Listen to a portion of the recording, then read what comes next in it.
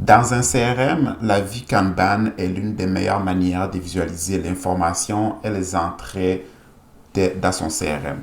Plusieurs CRM offrent souvent cette vue pour que vous puissiez voir l'évolution d'un prospect, d'une business, etc. Aujourd'hui, je vais vous montrer comment vous pouvez mettre en place les vues Kanban dans Zoho CRM, ses limitations, les différentes possibilités et les différentes manières que vous pouvez l'utiliser afin qu'il soit les plus efficacement, afin que ça fonctionne le plus efficacement pour votre entreprise. Si vous êtes prêts, on commence. Ce qui est intéressant, en tout cas, ce qui est le plus intéressant avec Zoho CRM à ce qui a trait à la vue Kanban est que vous pouvez l'appliquer à peu près n'importe quel module dans le CRM. Contrairement à quelques CRM qui assument par exemple que la vue sera juste disponible pour les opportunités ou les affaires, dans Zoho CRM, vous pouvez l'appliquer pour pratiquement n'importe quel module si vous le souhaitez. Donc, je vais vous montrer comment est-ce que vous pouvez l'utiliser. Naturellement, bien sûr, par défaut, la vue Kanban est disponible et la première vue principale est dans les affaires. Les affaires qui sont en quelque sorte les noms par défaut que Zoho CRM donne à ce qu'on appelle dans les autres systèmes des opportunités ou des transactions. Super. Donc, la vue Kanban, comme vous voyez, est effectivement une série de cartes où vous pouvez déplacer vos transactions selon leur évolution. Les cartes en question sont basées sur, en fait, la vue ici est basée sur quatre critères clés. Donc, bien sûr, on a les noms de la vue en soi.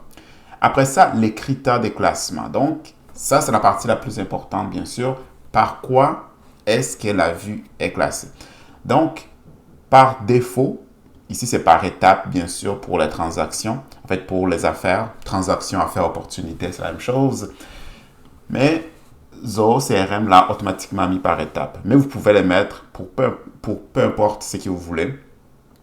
En notant que ces champs, donc les champs dans les modules, soit un champ qui est un champ de sélection. Parfait. Donc, on ne pourrait pas appliquer ça, par exemple, dans un champ texte ou un champ formule ou numéro. Donc, il faut que ce soit un champ de sélection. C'est pour cela qu'on peut avoir, par exemple, origine du prospect, nom de la perte, type, étape, etc. Après ça, nous avons l'agrégation. Donc, l'agrégation, c'est simplement la valeur que vous voyez ici. Donc, la valeur, par exemple, qu'à présent, on parle du montant. Donc, quelle information voulez-vous montrer qui va être agrégée simplement ici? Donc, pour dire le total du contenu qui se trouve ici équivaut à ce qu'on voit dans ce total. Après cela, les styles d'en-tête. Les styles d'en-tête, vous pouvez choisir plusieurs couleurs ou couleurs monochrome. Couleur monochrome va simplement être la couleur, une seule couleur pour toutes les en-têtes ici. Ou sinon, on peut choisir les plusieurs couleurs. Si, par exemple, si les champs sélectionnés ici en haut, donc étape, est un champ de sélection qui offre la fonction des couleurs. C'est tout à fait facile et je vais vous montrer comment est-ce que vous pouvez mettre cela en place. Donc, comme je mentionnais, ici, c'est la vue Kanban par défaut pour ce qui est des affaires. Donc, c'est très facile. Donc, c'est déjà en place. On peut déplacer l'opportunité dans cette partie-là. Quand on crée quand on crée une vue Kanban, on va également avoir les options d'ajouter des champs directement dans la carte. Donc ici, par exemple, nous avons le nom de l'affaire, l'étape, le nom du compte, les gestionnaires de l'affaire, le nom du contact associé, les montants, ainsi que la date de conclusion ou la date d'échéance. Donc, cela est mis en place dans les options juste à gauche avec les fonctions de sélection ici. Donc, vous pouvez par exemple cliquer sur OK, donc créer par qui. Et en l'enregistrant, on peut voir on peut voir l'utilisateur qui a créé cette transaction. Parfait. Maintenant, nous allons créer nous-mêmes une petite vue rapidement, une vue Kanban pour les prospects basée sur leur statut. Vous pouvez voir ici, chaque prospect à l'intérieur va avoir un statut. Nous allons faire cela ici. Donc, nous avons les prospects et chaque prospect va avoir son statut qui est, Par exemple, statut du prospect exactement ici. OK?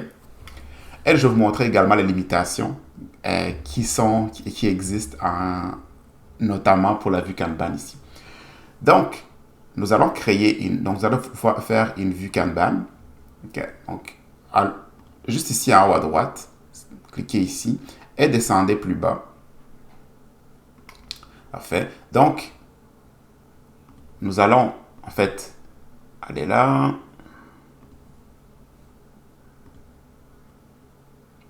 Pardon. Donc, allez simplement ici, cliquez sur Vue fiche. Parfait. La vue fiche est en fait un autre nom que le CRM donne à la vue Kanban. Donc, cliquez sur la vue fiche. Et la première fois que vous créez une nouvelle vue Kanban, vous allez avoir des paramétrages. Donc, en général, les noms de la vue, moi, j'aime ça les nommer en fonction du champ auquel je vais afficher. Donc, je vais simplement dire par statut, par exemple. Et nous allons dire quels sont les champs spécifiques que nous voulons utiliser pour classer les différentes cartes. Donc, les différents prospects. Dans les cas présents, je dis que je voulais voir les statuts du prospect. Je ne vais pas faire d'agrégation. Je pourrais, par exemple, s'il y avait une agrégation spécifique, par exemple, si je veux voir les chiffres d'affaires combinés de tous mes prospects, je pourrais utiliser ou le nombre d'employés. C'est là, ici, bien sûr, c'est un champ des devises, donc un montant, soit un champ de devises ou un numéro qui va simplement faire un total, donc une somme. Et je vais choisir plusieurs couleurs afin que ce soit basé sur les différentes couleurs. Donc, par défaut, quand j'ai créé plutôt ma vue Kanban, vous allez voir tout de suite que maintenant, parfait. Donc, par statut, il faut voir tous les statuts qui existent. À tenter de contacter, à contacter dans le futur, les contacter, etc. Adresse inexistante. Donc, tous les statuts sont maintenant ici sur l'écran. Nous pouvons maintenant déplacer, et c'est là que vous allez voir, nous pouvons maintenant déplacer la transaction, les prospects, dans une partie spécifique. Donc, par exemple, si je déplace celui dans non contacté, vous allez voir qu'il y a un problème. On ne peut pas mettre à jour une entrée qui est sous Blueprint. Le Blueprint est l'une des limitations qu'on ne peut pas déplacer une transaction. En fait, on ne peut pas déplacer un élément d'une partie à une autre si l'élément est dans un blueprint. Ça, c'est l'une des limitations qui existent. Dans ce cas-là, il faudra aller dans les blueprints en question, en fait, dans le dossier en question. Après cela, nous allons simplement les déplacer. Donc, par exemple, prise en main du contact et je vais l'enregistrer. Et maintenant, comme il se trouve dans non contacté, on va voir que le prospect se trouve simplement ici.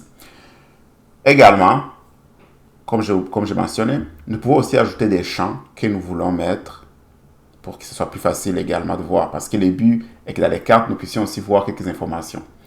Donc, je vais simplement prendre, par exemple, je veux voir les chiffres d'affaires. Je vais voir la société. Ainsi que, par exemple, la ville. Tiens, voilà.